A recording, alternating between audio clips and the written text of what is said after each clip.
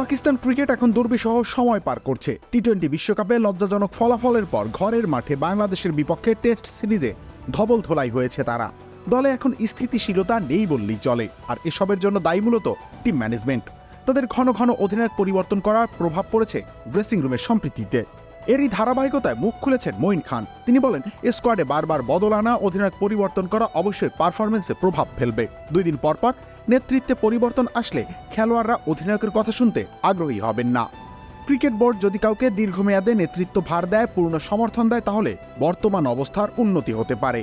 প্রসঙ্গক্রমে উঠে আসে শাহিন শাহ আফ্রিদির নাম। লম্বা সময়ের জন্য দায়িত্ব দেওয়া হবে জানিয়ে অধিনায়ক করা হয়েছিল তাকে, কিন্তু হুট করে এক সিরিজ পরেই সরিয়ে দেয়া হয়। ব্যাপারটি নিয়ে সাবেক এই উইকেট রক্ষক ক্ষোভ ছেড়েছেন। তিনি বলেন, সাদা বলে অধিনায়ক হিসেবে শাহিন শাহর চেয়ে ভালো অপশন আর নেই। তাকে সরিয়ে দেয়া অন্যায় সিদ্ধান্ত ছিল। সে দলের অন্যতম সেরা পারফর্মার, কিন্তু অধিনায়কত্ব থেকে বাদ দেওয়ার পর তার পারফরমেন্স খারাপের দিকে গিয়েছে। কাউকে ভরসা করতে না পারলে ভালো কিছু আশা করবেন কিভাবে?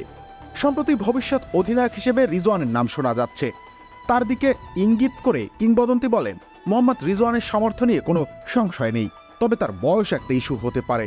শর্ট টার্মে সে ভালো অপশন মনে হচ্ছে, তবে দীর্ঘমেয়াদের জন্য তরুণ কাউকে গড়ে তুলতে হবে এখনই, যেন আগামী দিনে দায়িত্ব দেয়া যায় তাকে। রবিউল ইসলাম রানী, খেলা ৭১।